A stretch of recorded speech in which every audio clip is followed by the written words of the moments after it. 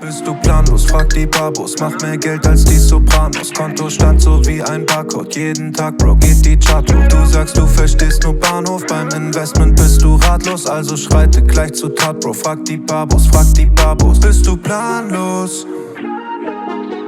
Frag die Babos.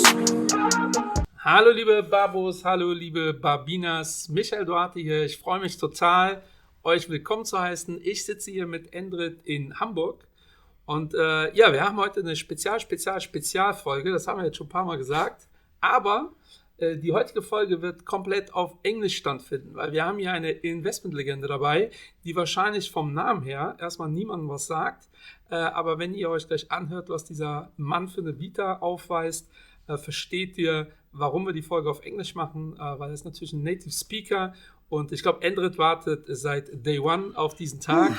Endrit, leg mal los, gerne auf Englisch. Michael, ich grüße dich, aber das war's jetzt auf Deutsch. Welcome everyone to our Investment Babo Finance Podcast. And yes, Michael said one thing. I'm going to call him Michael from now on because it just sounds weird saying Michael and then speaking English. So from now on, you're just Michael, that. Right? Yeah, in Portugal, they call me Shell. Shell. Just Shell. Michael can be your alter ego. Michael is difficult for Portuguese guys, so yeah. Shell, Michael, I'm used to everything. I'll stick with Michael. Yeah. But Michael was only saying that we have an investment legend here today. Oh. So no pressure. But we do have a very exciting episode today. Our first English episode. We're going to interview a fund manager, portfolio manager, also a chairman and CIO of a company based in Australia called Pella Funds. And we're also going to talk about some of the products, but we're also very interested in his vita, his resume, because I've been talking to Jordan all day today. And I actually told him that it's a shame we didn't have a microphone recording all of this because that would have made for a very good conversation. So we're going to talk to Jordan about his beginnings in the investment industry as an investment fund manager, and he's already worked at a very big company, and I'm pretty sure he's going to say more on that. And I'd like to introduce Jordan Cvetanovski, who I've come to realize I think we're going to be very good friends going forward. I'm really excited. Thanks for being on Investment Bubble. Thank you for having me. It's a pleasure. So let's just start off with, who's Jordan? Well, you chose the easiest question, did you? Who are you? Okay, so just a bit of background. Where do I start? Very briefly, I did engineering at university. I actually was designing underwater robots before.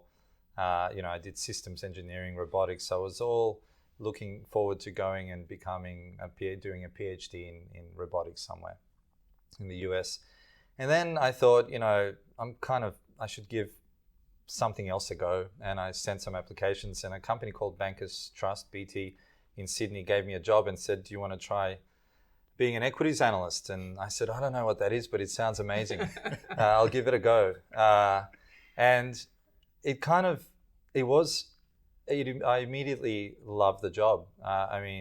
You learn about the world, you learn about how companies work, how politics affects business and your life, and everything is intertwined when it comes to investing.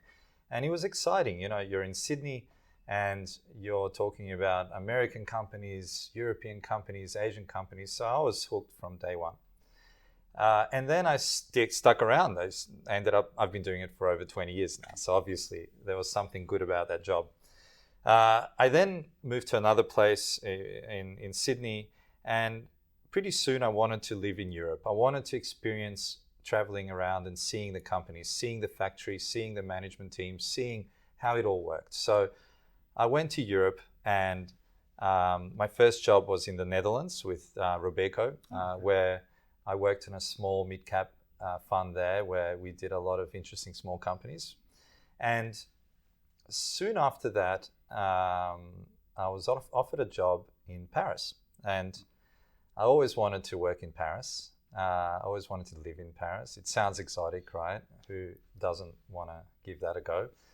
And the job was with Carmignac Gestion in Paris.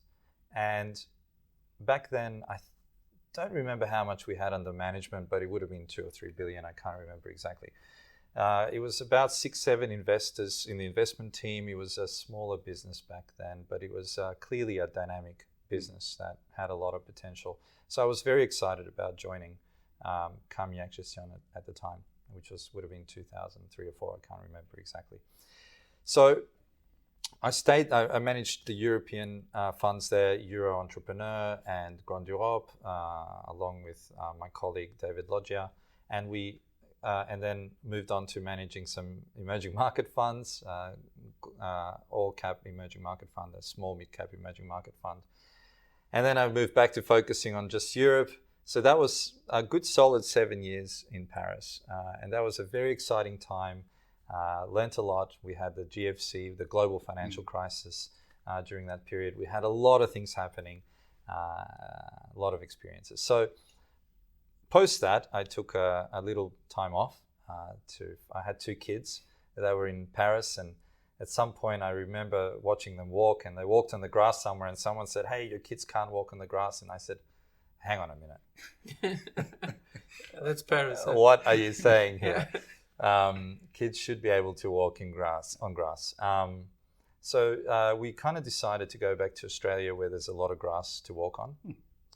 And a lot of nature and beaches and all that. So moved back with the kids and my wife, and we had another child in Sydney, and started another fund, a global fund, which is a sustainable, an ethical fund, and the rest is history. So this month, it was the official launch of Pella Fondsmanager, which is a company owned by myself and my team. And we're very proud to present it here in Germany when it launches in due course. So very excited to be here. That's my brief history. Yeah, that's quite impressive. Just to see how many countries you saw. Yeah, and that you leave Carmignac because of grass. It wasn't because of that. Yeah, I can imagine that, but especially 2008 was quite a difficult year, but I think for Carmignac, quite enormous year, because they managed the global crisis quite good, and I think your assets skyrocketed this year or after 2008, and in this situation, to choose leaving a company and the country and the continent. You have my respect for that. And you have 3 kids. 3 boys. 3 boys. Yeah. And 2 of them are French, maybe. Born in France. Born in France. Yes. I think they support Paris Saint-Germain. You know, okay. I don't think any kid doesn't support them at this time. So they're quite modern. Yeah. I work in a Paris company. They don't care about football at all. At all? Wow. No one. Okay. I've had a meeting during the World Cup when France was in the quarterfinals. Yeah. And nobody cared about that. Yeah, I love my company, but they're strange when it's about soccer or football. There's a funny story actually with the World Cup. You remember when the French, was it South Africa, where they were having a few problems, the French national team? Yeah. Mr. Ribéry, they had some issues. And I remember presenting the fund in soccer terms, in football terms, right? So I said, okay, imagine the field, and you've got your defensive line, you've got your midfield, and you've got your the attackers, right? So I said, here is how much we have in the midfield. That gives you the stability of the team. Here are the defensives, if things go wrong, and here is the attacking kind of positions. The more ASML at the time, and these kind of companies that are a bit more racist. So I remember thinking, so I did like football back then, and somehow brought it back to investing into football. Yeah, it's always a good picture to draw. Yeah. But now you have your own baby. Yes. It's the first time that... was it clear for you one day I want to have my own company? Or was your career path or plan making success in a company, for example, Carmignac or another? Because you were have a quite high position at Carmignac. I think you were a partner at the time also. Yeah, well, no, it's not about how high you were or what your position was or what, I think when you go through your career, you pick up so many experiences, from so many different aspects. And at some point, you don't plan to own your own business. You can't plan anything. Life plans for you. Life happens. You know what it's like. But at certain points, at certain times, things just kind of coalesce. Things just become clear. And it was clear to me that it was time now to start Pella Funds Management because for several reasons. But we have the right team. We have the right energy. We want this to work. Everyone's enthusiastic. So the right people is always the most important thing. You don't start something.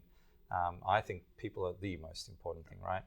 And the second thing is I think we have a really clear idea of what we're doing and why we're doing it. And I think it makes sense that Pella exists in the world. Like if you have a business, you want to make sure that there's a reason for being, right? Yeah. And so I enjoy being a part of an entrepreneurial environment. I enjoy building things. I'm an engineer. I enjoy the process. I enjoy having different problems and I enjoy this job. So I think it makes sense, for me. And it's not easy starting a business. Nothing is easy, but it's enjoyable. That's how I see it. Is it easier to start this business in Australia or in Europe? I don't know because I haven't started a business in Europe, but I imagine it's difficult everywhere because there's always gatekeepers. There's people. You guys know what it's like. You're in the industry. Gatekeepers in Germany. That's for sure. So you have to get through these phases and hurdles and what have you, but you kind of have to back yourself and you have to believe in what you're doing and just go ahead. I can't imagine. I think most business people feel that way. I imagine you can't have 100% certainty in anything in business, especially. Yeah, you just have to keep forging ahead. So, one of the things that really stands out right away is the name Pella. Maybe you can talk about that a little bit because maybe it goes in line with the strategy, the philosophy, or the conviction behind. Do you know what? The company, or is it just it doesn't? Random? Yeah. It doesn't. Okay. We've heard that before. As well. You wouldn't believe how long it took us to find a name because you find a name and you think, oh, that's a cool name. Yeah. Then you Google it, and of course someone has it, right? Or it means something. Or it freaky means something freaky. Language. Yeah, I could. There was a few strange ones, but in the end, Pella. I have my heritage. Some of it is Greek, and my mother's side, my grandfather's Greek, and there was a connection there. It's a Greek city, Alexander the Great. I don't know. I like the sound of the name. Everyone said that sounds like a nice name. The olive tree on the front ties in the sustainability angle that we have, but also I have a really nice olive tree out the front of my house that I really like, and we kind of based it on that. You know what? It's not super complicated, but once you land on something, you move on to the next issue. There's a name, there's a logo. Easy to remember. Yeah. And all the language, I know it's easy to remember in all the languages. For example, for me, my name is Nicht. My family can't spell my name. So really? That's why Michael is really complicated in Portugal. Oh. That's why my son is Raphael. Raphael. It's in every country. Every country can say it. Can say it. And there's Daihatsu Kona car, for example. I'm sure they can't name this car Kona in Portugal because Kona is really a difficult name for a car in Portuguese. So I love the name. Is it similar to the French meaning? No, it's... No, I don't. We don't want to get into that. Then we have to beep the podcast. We really don't want. That's a lot of work, but... So Pella Funds, and as far as I know, we've looked a little bit into it, but obviously this is your moment to shine and tell us about your investing strategy. Obviously, you have a clear focus on sustainable investing. Yes. And we've heard the topic many times, and we've also had a podcast episode on ESG investing, which was about a year and a half ago. It wasn't clearly ESG, it was more sustainable. Can I invest in a sustainable way? Yeah. Not concrete ESG, because a lot of guys in Germany think investing in investing in general is not really ESG conform, or it's some people have this idea that it's not a good thing to do. Investing is not good for our planet, not good for our democracy, and we try to explain that it's not this way. But what would you say is your key figure, or what's special about your company? Look, I think what's key is, and just listening to what you're saying, is you can't do it sustainably, you can't do it. Where we've come from, think about 5-10 years ago, there was no mention of this stuff, really. And if you did, people would say, why? This is, investing's about making money, right? Yeah. Now it's become more about how true to label are you when it comes to ESG, and then we compare, I do this, but in the end, what matters, in our opinion, is two things. One is to remember what we're here for, which is to generate wealth for our clients. Okay, that's point number one. So investing, there's an investing element. So ESG investing, sustainable investing, there's an investing element. So you're not going to buy companies at any valuation just because it ticks certain boxes that are not part of investing, which is valuation, growth, all the rest of it, right? You've got to remember that. And the second aspect is you've got to do it in a way that, in our opinion, one, does not harm society, the planet, people. Avoid it as much as you can. So you have exclusion screens for that. So we don't invest. We've got zero tolerance for certain sectors, weapons, tobacco and alcohol and all the rest of it. But then we integrate things like ESG analysis into it. And what's ESG really? Let's bring it down to what it really means. It means that we think a company with better ESG generally would indicate a company that's got better focus on managing the future, the longevity of the business, right? A company with better ESG probably has longer term perspective on things, generally speaking. So we analyze that. We say, can you do things a bit better? Can you treat your staff a bit better? Can you do better things in certain aspects? So that's ESG, and we have rules around that. What percentage needs to be in certain type of ESG companies? How much can you tolerate of certain companies? What do you need from them? Then we do engagement. That's another aspect. So we talk to the companies, we send them letters, we say, you can do this better, you can do that better. That's another aspect of it. So all these things put together is what we consider to be responsible investing. It means that you're a conscious investor. You don't just buy shares. You don't rent a company's shares. You own them actively. You're saying, I'm a part owner. I don't want to invest in certain kind of businesses because I think that's not very conducive to good corporate behavior. But when I'm in there, let's try and make things a bit better. So overall, I think it's a holistic approach. It's a conscious approach. It's like being a conscious capitalist, if you like. And I think that's what we all need to strive for. No one's got the right formula, right? If you look at Europe's probably, I believe, the only place that has a certain structure and framework around what product you can call sustainable, what does it mean? Article 8, the taxonomy, you've got Article 9 for impact investing, and that's good, and that's a start, and that's a solid start, and we're going to progress from here, and I think this is a moving target. No one's going to say, I've got the answer to ESG investing, I've got the answer to sustainable investing, because what we're saying is we're looking forward to evolving with all the new things. As we get more data, we look forward to including maybe supply chain information as we get that. We don't have that at the moment, but there's companies working on getting more information. So we will evolve with the industry, and I think that's the way to do it. I think that's a very interesting point that you bring up, the claim. And I think there are a lot of investors making this claim, which brings me to one of my next points, which is the topic of greenwashing. We've had some prominent examples out here in Germany, and we're not going to name names. That's not the point of our podcast. But a lot of people are making this claim to sustainable investing. The question is, how is that implemented in a more concrete way?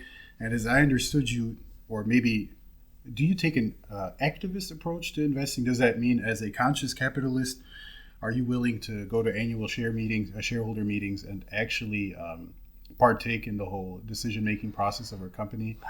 Well, Yeah. What's your take on that in general? Look, of course we vote actively. We look at what the votes are and we think about that. But as I said, again, it's about allocating capital to the right. Let's take an example.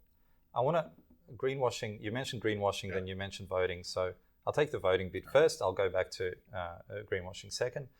So on the vote, instead of focusing on voting, which is obviously a part of an aspect of this whole thing, a subsection of the union, right? You can think about another way of affecting things by allocating capital to the right businesses. So for example, you think Tesla EVs will succeed over time. That means we will need certain things like copper, for example. Right. Now, if you were to say, I want sustainable investing, if I see a mining company in there, there's no way, you're greenwashing, right? But then I'm thinking, well, hang on. So you'll buy Tesla, but you don't want copper. You don't want to extract any more copper in the world. How do we achieve both aims? It's impossible. To me, at least. I'm not smart enough to figure out a solution. So I think if we're going to need copper, if we're going to do this, let's do it in a way that we reward the companies that actually think about how they extract the copper, how they process it, how they treat their miners, how they do all these things. Let's give them more capital and let's let them raise the supply of copper, right? So that's one way of doing it, actively thinking about ESG, and that's, you're affecting a positive change, starving the companies of capital that are not behaving, in a responsible way, and giving more capital to these guys. Market should do its thing, right? So there's other ways. It's not just voting. There's many things that are working in a positive way here. When it comes to greenwashing, there's so many examples. We could sit here seriously for 3 hours and we wouldn't decide on what's what. But greenwashing is basically, in my mind, someone says something that they are able to do something, but they either have they do the opposite thing, or they do it just for marketing purposes, right? It's not really something they mean or can deliver on. Now, there's interesting kind of, you can play with this concept a little bit. For example, a company that says, we're all about ESG, we're all about climate change and focusing on that and improving our operations and being more green, and then they go off and lobby, pay for a lobbyist to kill some kind of a bill in Parliament or in Congress that would do something, that would work towards a positive thing. And this must happen all the time. I'm not going to name examples, but I'm sure we can all find some. Now, if we take that into our industry and we think about a big fund management firm that goes out, and this is a big opportunity for people to, market these products, right? Let's say they market a sustainable fund, which, let's say it's gold labeled, it's great. Right. Everyone invests in it, they all love it, and they think they're doing something good in the world. In a way they are, but think about the profits that come from that. They're funneled up to the head co of that fund's management business, and they might have another fund that does the exact opposite. It could be a purely concentrated mining fund that does only coal, for example. Let's take it to the extreme. Now, what is the net impact of your investment? Those guys market the coal fund because they take the profit from your fees, and they might say, hey guys, have you thought about this fund? So I'm not saying this happens, but it could I'm playing theory here, right? One of the reasons why we thought Pella needs to be a standalone focused business focused on sustainability, that this concept runs through the whole culture of the firm and the fund. So the fund's philosophy is aligned with the firm's philosophy, is because we think that makes sense, that the money that comes in that people pay the fees for actually ends in the same kind of philosophy of the head company. I don't know if you can label this kind of thing greenwashing, but it's something we need to think about as an industry. At what point do you draw a line there? Well, we could argue if a company just does sustainable investing for marketing purposes, for example, would it be better if they don't do sustainable investment for marketing purposes? Because it's still a good thing doing these investments, Yes. although they don't care. So it's a really, especially in Germany, a real emotional issue. I don't know how it's in. I think it's quite funny because I see the difference between Germany and Paris or France. I don't know how it's in Australia, but for example, Nestlé is really a hated company in Germany. People hate Nestlé because they think they are the Antichrist. Because historically, from the 70s. Historically, and there are some information in the internet about them. But in France, people in France, is Nestle a completely normal baby food company. But in Germany, if you have a fund who is ESG investing or ethically investing or something, and Nestle is in the list, or then you will have an issue. It's a hot topic. Because it's really, we have apps in here to avoid buying products from Nestle. You can go to the supermarket and make a picture, and then the app says that's Nestle. Don't buy I'm it. just going to write never buy. For Germany, it would be really a smart move. How is it in Australia? Is this such an emotional issue like here?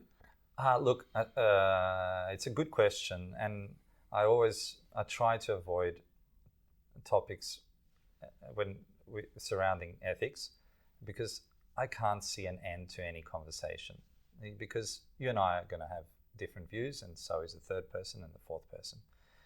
When it comes to ethics, emotions do run high, and if you formed your opinion on something, I don't think it's changing. Correct? Yeah. It's good to debate these things, but generally, I've found when you get in a room and discuss ethics, you don't walk out.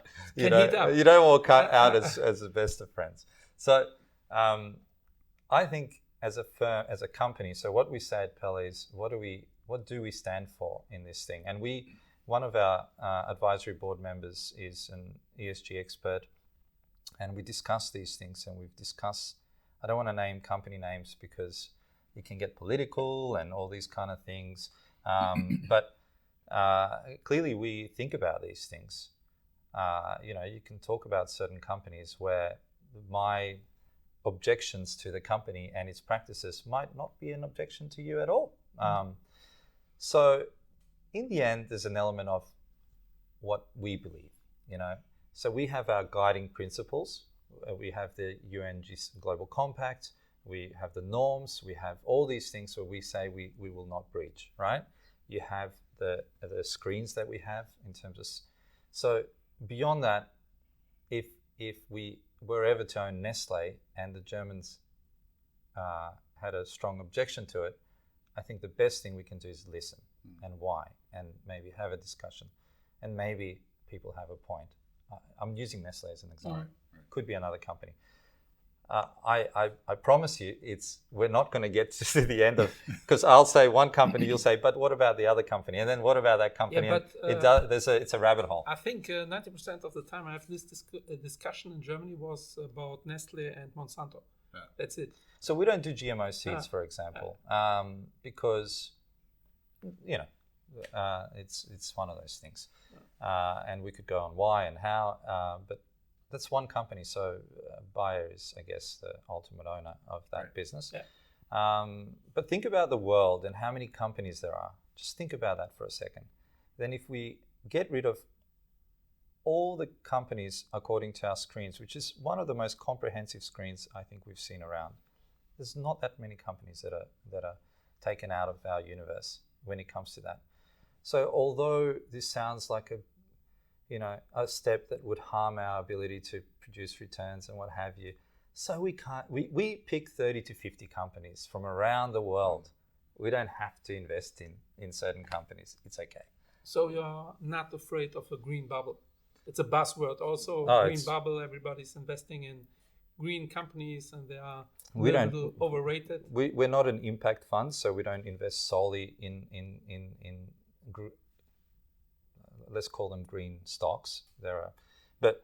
So we don't forget we have this aim of producing returns, lower volatility than the benchmark, and sustainable outcome. Sustainable really means don't do any harm, and where possible, improve things, right? So we do exactly that. So we're looking to be something like an Article 8 fund, not an Article 9 fund, right, here in Europe. So we, when possible, we would buy these funds, and we have a process for that, these kind of green stocks. But right now, there was a point where there was absolutely, in my opinion, a bubble. Right. I would call it a euphoria.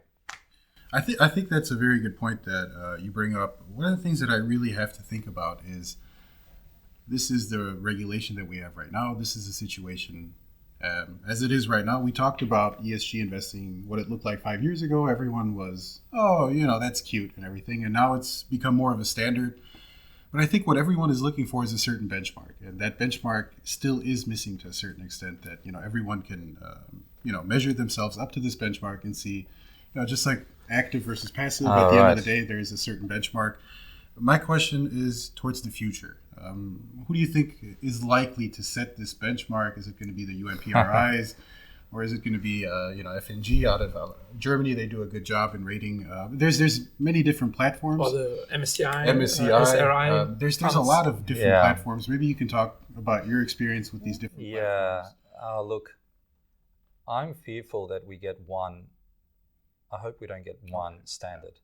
I hope the world doesn't rely on that one standard too much. I hope it's based on hard data, So as an engineer, you think about, if you can't measure something, you can't really manipulate it or classify it, right? So at the moment, I think one of the big problems in this industry is the lack of ability to measure what's really happening under the bonnet. We have analysts, we have their reporting of what they're doing, in annual reports and sustainability reports and ESG. Whatever they produce, the numbers they give us, there's some level of audits, I'm sure, but the level of audits, and it needs to improve over time. And as we improve this, as we get a look into the supply chain of every company, and this will happen, then we're going to have more numbers, and then things will become more quantitative. Right. There'll be numbers that we can work with, and not hand-waving, I think this is, they're doing a good job. They've got a policy on this. No, what have you done is really what's going to matter, okay? So I think that's where we're heading. For now, we're looking at intent. We're looking at some level of look-through into the business, but I don't think we're there yet. And I think that's going to have to improve. And as I said before, I hope that this, in the end, becomes standard. We don't sit here and you say, Jordan, you're a sustainable ethical fund, whatever.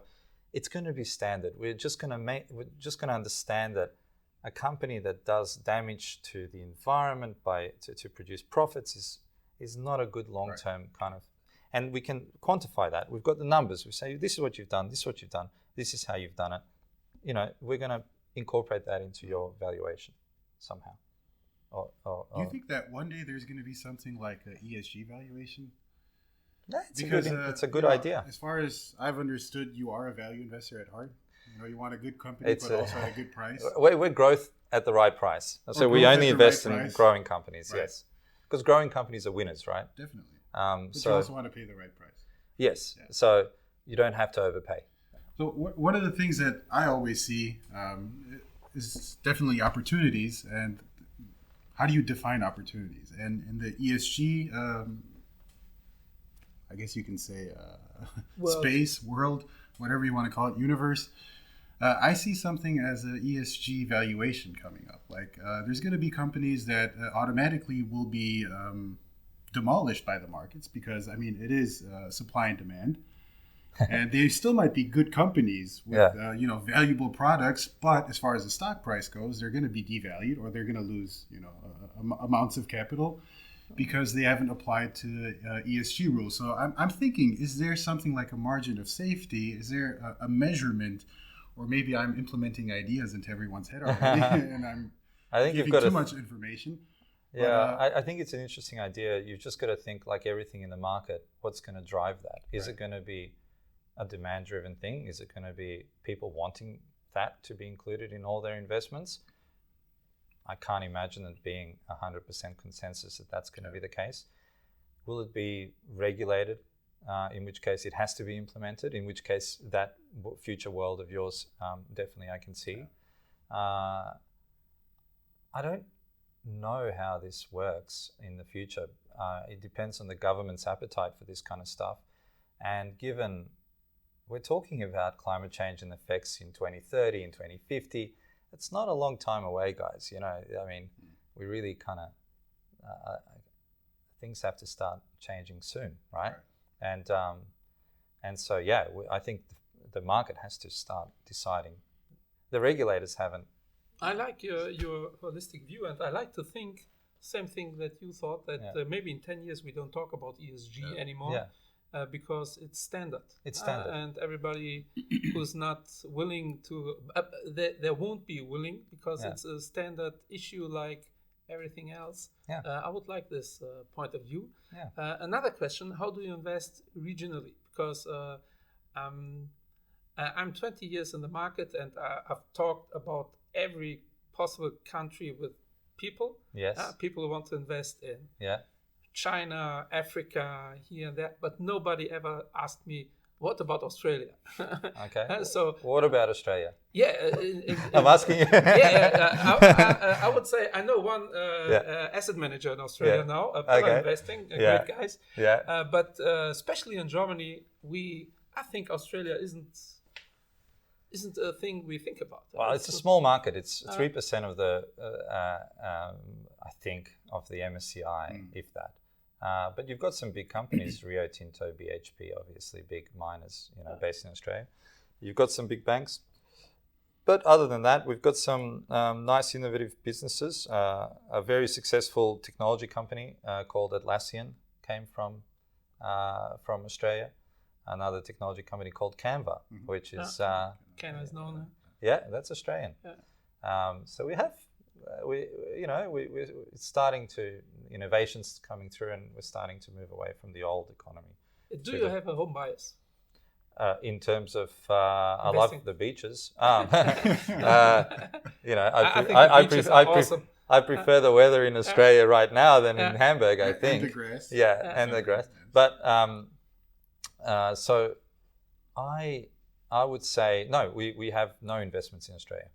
And I don't think I've ever had an investment in Australia.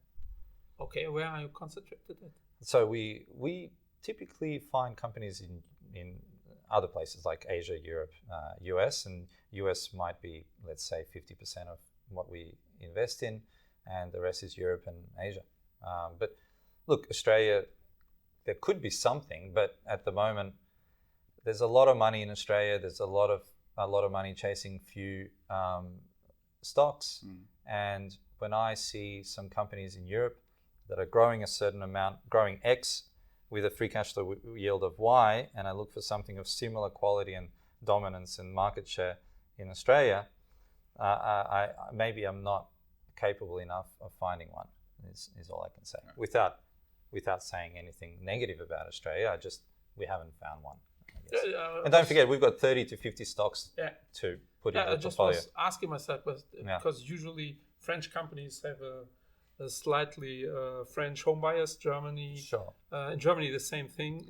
So usually I like to say, you can choose a French or the German company, then you don't have a bias at all.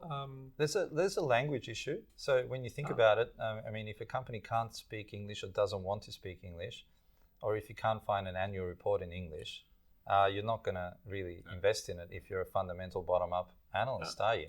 So for a company on the Shanghai exchange, that has only, unless you have a Mandarin speaker in your team that can punch through these annual reports and make sense of them, then you're not going to invest. So in that sense, maybe Australians will hover around English-speaking countries and European countries that can communicate in English to them, and French will, and vice versa, and Spanish. Portuguese might have a few Brazilian stocks in there Yeah. that I would never find, and that's just a natural game that we all play. We're humans with natural inclination to stick with what we know. I think an interesting question that just came up out of this discussion, home bias. We do have a lot of German speaking. Our audience is German speaking, obviously. With today's episode, we might have some, new listeners from Australia. So some expats in herzlich willkommen, welcome. Learn some German so you can, understand everything else. But I think in Germany we have a percentage rate of 13-14%. Shareholders invested in some kind of company of the population in Germany. And they do have a strong home bias. So most German investors, I'm talking about, people that, make their own decisions, are usually invested in DAX, MDAX, SDAX, something that has to do with, German companies. Things they know. Things they know, companies they've heard of, products they use, which there's nothing wrong with that. What would you say the typical Australian investor, how does he or she invest? Oh, I think there are facts around this. I think they would all possibly do the similar thing, right? They would invest in companies they know, and I'm sure there's podcasts like yours in Australia. I don't know the Investment name. Mate. Yeah, and I'm sure that they listen and they say, hey, I've used their products and I've picked up their things and I know what they look like. I've used their service and I like them. I'm going to invest in them, right? People that buy Tesla shares maybe buy them after they buy a Tesla car because they're so happy. So for me, it makes total sense. But I'm going to say something controversial. I say, as an investor, why limit your investment universe? Right. If your job was to put together 30 to 50 stocks, do you want to do it from a smaller subset of options or the biggest possible subset of options? Now, that's my job. Right. I'm totally unbiased. I look wherever the interest takes me in terms of where the growth is, where the valuation is. And that could be anywhere. We've held Indian telecom tower business. Mm-hmm. We've held Danish businesses, German businesses. We've held, Brazilian, whatever makes sense. And how does it fit into the portfolio overall? So we do think if this goes down, does everything else go down because it's somehow correlated? They do similar things. So we try and diversify by knowing what the company does, knowing what drives it, and try to make sure those drivers are as diverse as possible because that's what lowers the volatility, our second aim. Right. How big is your team? It's actually, in our opinion, right-sized. So in terms of investors, it's 4 of us. And when you think about it, when you've got 35 odd stocks, right? And let's say you've got 35 stock portfolio. And if you turn over the portfolio 40%, say, right? What's 40% of 35? I've got jet lag. Whatever. 12, something. 13. 4 investors need to find 3 companies a year. Yeah. 3 companies a year.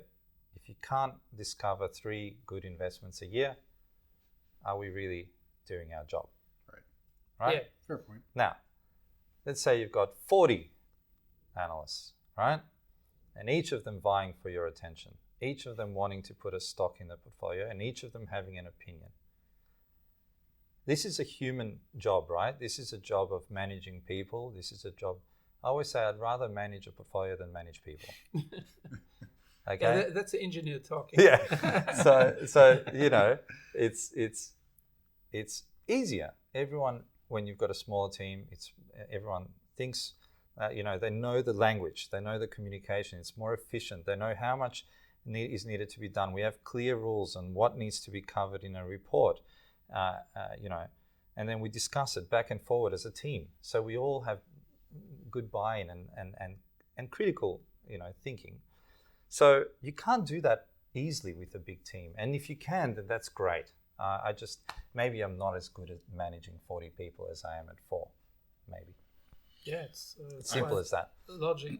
But frankly, we have very in-depth analysis of the companies we have. We need to find 3 stock ideas each per year, roughly. Right. let's say you do 6, and one every 2 months, 3 of them don't make it through, 3 of them make it through, you've done your job, you can go on holidays. And that's all we're looking for. Yeah, that's manageable. That's manageable. Which I think, speaking from our point of view, I don't think people in our positions really have holidays in that sense. My cell phone's always on, even on weekends now, Bitcoin's a thing, so always looking at the Bitcoin. I have holidays, especially when the children are not around. Well then, then it's lucky. In that case, this would count as my holiday Yeah, in sunny Hamburg in the middle of winter. as you said, it's difficult to manage people. I thought it's more difficult to manage my children than all the rest. I've got 3 boys. 3 so boys. I know exactly what you're talking Sounds about. quite All difficult. fighting for your attention. Yeah. Oh, I don't know about that, but yeah, I think they're avoiding my attention at certain points. But I think that is definitely a good way to end our podcast today, because right now it's almost 6 here in Germany, and I wanted to ask Jordan what time it is in Australia right now. I'm going to guess it's going to be 3 a.m. or something. 3 a.m. So you're still sleeping. You're still No, sleeping. I'm wrong. 3:52 a.m. Jesus. So I'm starting to wake up. He's starting to wake up. Yeah, you can. I'm starting to wake up. When do you get back to Australia? I'm leaving on Friday. Okay, on Friday. Then at the moment you are used to the jet lag. You're going back. Yeah, exactly. I think I'm not sure I can ever get used to this jet lag. But yeah, look, I'm happy to be doing this. I'm happy to see a different country, smell different air, and experience different culture. And I think that's healthy for the human mind. I think it's healthy to realize that we're not alone, and everyone's going through the same thing. And I think this is all. And you were 2 years in lockdown in Australia. So. Look, going on 2 years was not effective lockdown. I can't say. I live on the northern beaches of Sydney, and I really can't complain with the situation. But I can say that, it was very tough for a lot of people, as it would have been in Europe. So thank you very much. We appreciate it. It's not quite normal that you find the time, especially on a day like today. I think you talked all day long with jet lag. Yeah. So thank you very much. It was Thank the you. first time we do a podcast in English. Hopefully not the last time. You did Hopefully. great, guys. Yeah, we This will is see really fun. how the audience reacts. Oh my! Please don't tell me. we tell you it's positive. Yeah. I mean, Okay. you'll see yourself on our YouTube channel, because I always like to ask our audience to, leave some comments, suggestions, what you like, what you didn't like, and so on and so forth. But I think we're all tired now, and I think we've earned ourselves a few good beers tonight. Yeah. And I look forward to seeing you guys next time. Cheerio. Stay healthy. Get wealthy. Bye. All the good stuff. Bye, bye. Investment Babos signing out. Bist du planlos? Frag die Babos. Mach mehr Geld als die Sopranos. Kontostand so wie ein Barcode. Jeden Tag, Bro, geht die Chart hoch. Du sagst, du verstehst nur Bahnhof. Beim Investment bist du ratlos. Also schreite gleich zur Tat, Bro. Frag die Babos, frag die Babos. Bist du planlos? Frag die Babos.